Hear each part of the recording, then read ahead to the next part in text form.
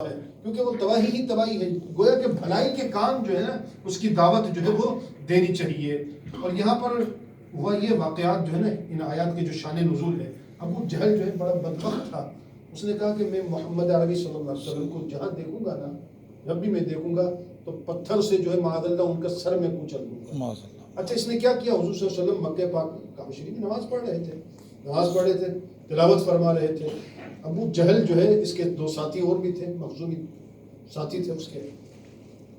تو ابو جہل نے پتھر اٹھایا کہ معاذ اللہ حضور صلی اللہ علیہ وسلم کو تکلیف دے. وہ پتھر پھینکے. یہاں پتھر اٹھانا تھا کہ اس کا ہاتھ جو ہے نا، یہ ہاتھ جو ہے نا یہ گردن پہ آ گیا. ہاتھ ہلا نہیں اس کا، پتھر گر کے نیچے آ گیا. پتھر گر کے نیچے آ گیا. تو اس کا ساتھی وہ دیکھ کے کہتا ہے آپ تو نہیں مار سکا، میں مارتا ہوں. تو نہیں مار سکا، میں مارتا ہوں. ولید بن مغیرہ اس نے کوشش کی. اس نے جیسے ہی کوشش کی، اللہ اکبر کہتا ہے میں اندھا ہو گیا، مجھے نظر ہی نہیں آیا کچھ، میں کہاں سے مارتا. اور پھر تیسرا ساتھی تھا، اس نے جب کوشش کی، وہ جیسے ہی آگے بڑھا تو اسے ایک بیل نظر آیا. ایک بیل نظر آیا. وہ کہتا اگر میں آگے بڑھتا تو مجھے خوف تھا یہ بیل آ کے مجھے مار دیتا.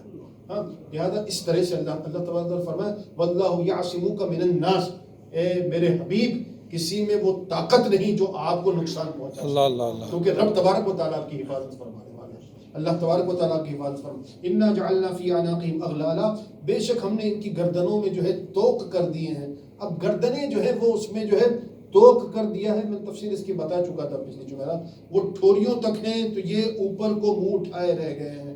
اب ان کو نظر ہی نہیں آتا، گردنیں ایسی ہو گئی ہیں بالکل دکھائی نہیں دیتا ان کو. وجعلنا من بین ایدیہم، اللہ تعالیٰ ارشاد فرماتا ہے ہم نے ان کے آگے بھی دیوار بنا دی ہے. ومن خلفہم سدا، ان کے پیچھے بھی دیوار بنی ہوئی ہے.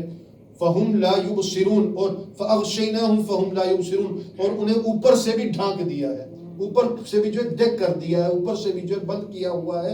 فہم لا یبصرون، انہیں سوجھتا ہی نہیں ہے، انہیں دکھائی نہیں دیتا. اور برابر ہے ان پر وسواء علیہم انذرتہم ام لم تنذرہم لا یؤمنون، آپ انہیں ڈرائیں یا نہ ڈرائیں. انما تنذر من اتبع الذکر وخشی الرحمن بالغیب، بے شک جنہیں ڈرایا جاتا ہے نا، سب سے پہلی بات اس میں کیا ہوتی ہے؟ سب سے پہلی بات اس میں یہ ہوتی ہے کہ وہ بات کو مانتے ہیں. دیکھیں جب بھی دین و اسلام کی بات ہو نا، نصیحت جبھی اثر کرے گی جب ہم اس کو ایکسیپٹ کریں گے، جب ہم اس کو مانیں گے. جب مانیں ہی نہیں تو کہاں سے اثر کرے گی؟ سب سے پہلی بات یہ وخشی الرحمن، اور جن کے دلوں میں رب کی خشیت ہو، اللہ تبارک و تعالیٰ کی جن کے دلوں میں خشیت ہو.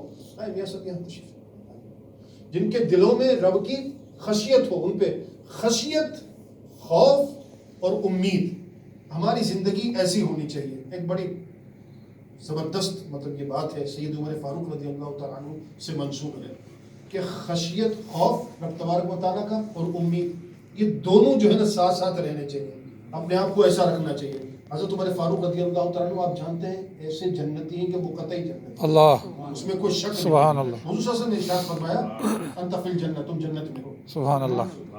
معاذ اللہ ایسے جاہل لوگ، اللہ معاف کرے، ایسے کئی سر پھرے مل جائے نا، ان سے تو توبہ طائب. بھائی جاؤ یار، ہم تو معافی مانگتے ہیں، تم سے، تمہارے شر سے اللہ تعالیٰ ہمیں بچائے. آمین. کہتے حضور کو کیا پتا کہ جنت میں کون جائے گا؟ میں کہتا ہوں حضور کو پتا ہونا تو دور کی بات، حضور تو خود بتا رہے ہیں کہ جنتی ہو. سبحان اللہ. حضور صلی اللہ علیہ وسلم خود بتا رہے ہیں. حضور صلی اللہ علیہ وسلم کو تو اللہ تعالیٰ نے جنت کا مالک بنایا. جنت کا مالک جو ہے رسول کریم صلی اللہ علیہ وسلم کو انت فی الجنہ، عمر فاروق تم جنت میں ہو، عمر فاروق تم جنت میں ہو. تو حضرت عمر فاروق رضی اللہ عنہ اتنی بڑی نوید ہے، لیکن خشیت کیسی ہے اور رب کی ذات سے امید کیسی ہے. فرماتے ہیں کہ اگر بروز حشر یہ اعلان ہو جائے نا، بروز حشر، بروز قیامت اگر یہ اعلان ہو جائے کہ جتنے بھی ہیں سب دوزخی ہیں، ایک جنت میں جائے گا.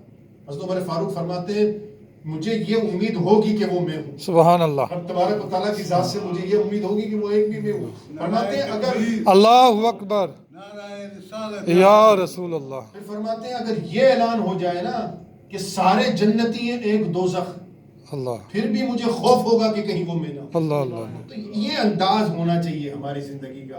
ہم لوگ جو ہے نا بڑے شیر بنے ہوئے ہیں، ہم لوگ سمجھتے ہیں وہ ایسے ہی بدلے جائیں گے، ایسے ہی جنت مل جائے گی، وہ موت آئے گی تو دیکھی جائے گی. ارے کوئی آسان تھوڑی ہے مرنا، کوئی آسان تھوڑی ہے. ایسے ہی مطلب جو ہے سمجھا ہوا ہے موت سے پہلے موت کی تیاری کرنی چاہیے. ہمیں جو ہے موت سے پہلے موت کی تیاری کرنی چاہیے. رب تبارک و تعالیٰ کا قہر جو ہے وہ بڑا سخت ہے، اللہ تعالیٰ سے محفوظ رکھے ہمیں. انا نحن نحیی الموتى، آگے ارشاد ہوا